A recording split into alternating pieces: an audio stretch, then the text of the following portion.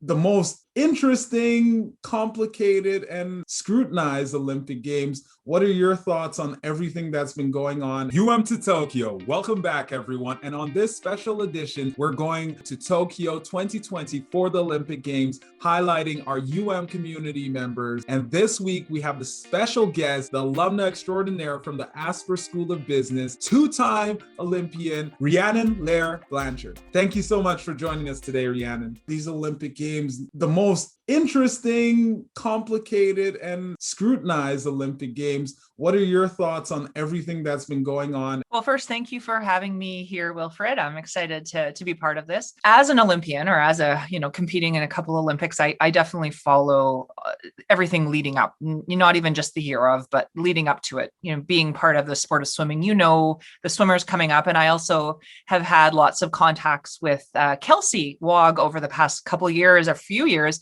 Kelsey and I actually, Vlastimil Cherney was my coach as well. So he's her coach heading there. So, sharing stories about the crazy world that you're in when you're getting ready to qualify for the Olympics and attend. So when you mention the craziness or the difference in this Olympics, I have been watching it a lot. I remember over a year ago, they were getting ready to go to Olympic trials with 3 weeks to go, and then it was canceled. And actually, I get goosebumps talking about that because I just think about what that would feel like as an athlete.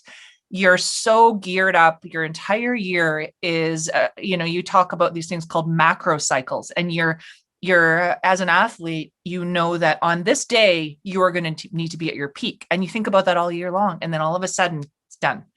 And so I connected with Kelsey a lot during that time because emotionally, it's really hard to overcome that. So in the time frame from then until now and up into the Olympic trials, I've been following it a lot. And I have to admit, I'm a little bit on the fence about it as a whole in terms of COVID and in terms of all of that. And I know that, you look at Tokyo, they've invested so much money in this. I think it's a great opportunity. Like, it's so important that these athletes get this opportunity to race. But I'm also, you're worried about even what that does to the Olympic movement if something does happen. Is sport more important, or is it important enough in this case to take that risk with COVID? So I'm on the fence with it. I'm very excited. I feel really bad for these athletes whose first Olympics is this, that don't get that full experience of the Olympic Village. That is the most amazing part of the game, seeing all the other athletes, hanging out with them, getting to know them, sharing your items, eating in the cafeteria. And I know that things are much more locked down. So that experience is so different. But in the end, I wonder if the thing that'll be great for this is the athletes almost will have the opportunity to block out some of the distractions that come with the Olympics. I know for myself, both times, talking to the sports psychologist, the challenge with competing at Olympics is there's so many distractions. It's different than a world championships where it's all about your sport. Whereas this, it's so easy to get wrapped up into the hype. And I hope with these athletes going this time, because they're not even allowed to be part of the hype in a lot of ways, maybe they can be really focused on their sport. So that's my feeling on all of it. It's a little bit mixed, but I'm still so excited to watch it and to cheer all the athletes on. It's incredible, the passing of the torch in the community. You went to 2 Olympics, and for somewhat of a small place that Manitoba is, how do you think we're producing all these amazing athletes, from the Kelsey Wogs to the Tyler, to the Desiree Scotts, to everyone that has made that Olympic team? Obviously, there's a lot of other Winter Olympians, but it's the Summer Olympics. Mm-hmm. What do you think it is about Manitoba that allows us to produce probably more than our statistics, I guess you could say? Well, I think it depends on the sport too, but I do think there's a little bit for certain sports. Because actually, when I went to my first Olympics in Sydney in 2000, another alumni, Michelle Lashinsky, joined me. We both went. We made it on the same day. And there were actually 2 other Olympians from Manitoba on the swim team that went.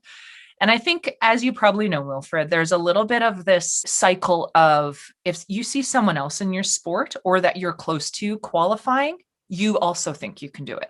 And I know in 96, Shannon Shakespeare made it from Winnipeg to the Olympics. So I was her teammate. I see her doing it. I think, hey, maybe I can do that too. And I think it's a little bit, there's a cycle with certain sports, even for rowing or for speed skating or anything that we have here. You see your peers, you see other Manitobans do it. So then you have these kids who aspire to that. And it's the belief, because I think in the end, as we know, the difference between making the Olympics and not at a higher level is pretty small. And a lot of it has to do with your mental state. Do you believe that you're good enough? And I think if you see that your peers can do it and you have someone that tells you that you can do it, it makes it much more possible. And I think for someone like Kelsey, and like Vlastik, who was my coach, he was Michelle's coach, he was some of the other swimmers that have gone to the other Olympics. He's pretty good in instilling that belief in his swimmers that, yes, you're good enough to do it. And I think that's the key thing.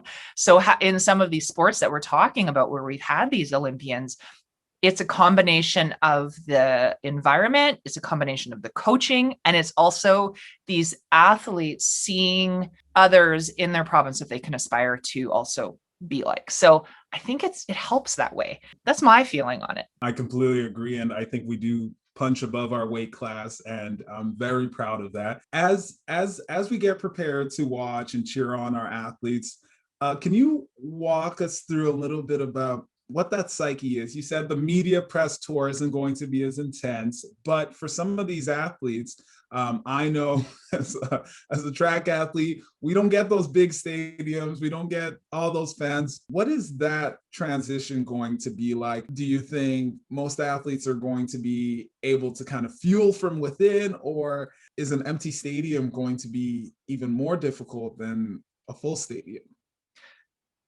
Well, I think it depends on the sport. I think it probably depends on the athlete, but the good news for a lot of these Olympians is when they compete normally, usually a lot of the time, there's not a huge like stands. You know, I used to joke, I remember when I went to Sydney, swimming is their national sport. So it's like our hockey. And there were 18,000 people piled into the pool. And I used to joke and say, well, when I used to swim at the other meets here, there'd be like my aunt and my grandma and maybe someone's friend. And so to go from that to 18,000 is very hard on the nerves. So I almost wonder if these athletes, it'll give them that an easier opportunity to really focus on their race as opposed to that overall excitement. But at the same time, and I knew, you know, when I competed, especially in Athens, I remember thinking this because there's swimmers, and it's probably for the other sports too. You walk out and you're in a ready room, and we actually had a TV countdown. We had a 10-second countdown before we could march out onto the deck. Maybe those stands aren't full, but the rest of the world is watching. There's millions of people watching on TV.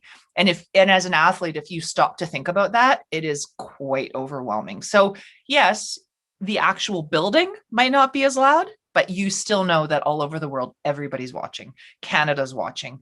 The eyes are all still on you. And I think the athletes are still aware of that. What is the one thing that you would love to say to Kelsey, Tyler, Desiree, and all the other athletes, coaches, and our community who will be in Tokyo? Any tips, tricks, or simple words of encouragement that you would like to share? Well, for all of them, obviously, good luck. We're all cheering. No matter how they do, we're proud. That's a given. And no matter what, it's such an accomplishment. You should be proud of yourself to get this far. But I know for all of them, they all have high goals.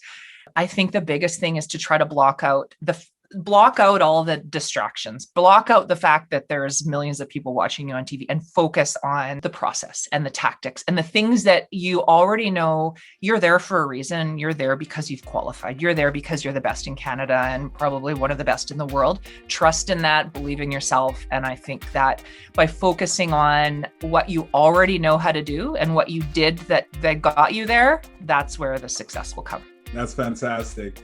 And once again, to Desiree, Skylar, Tyler, and everyone else competing, Kelsey, all the best from to Tokyo. We're cheering you on. We're already so proud of you.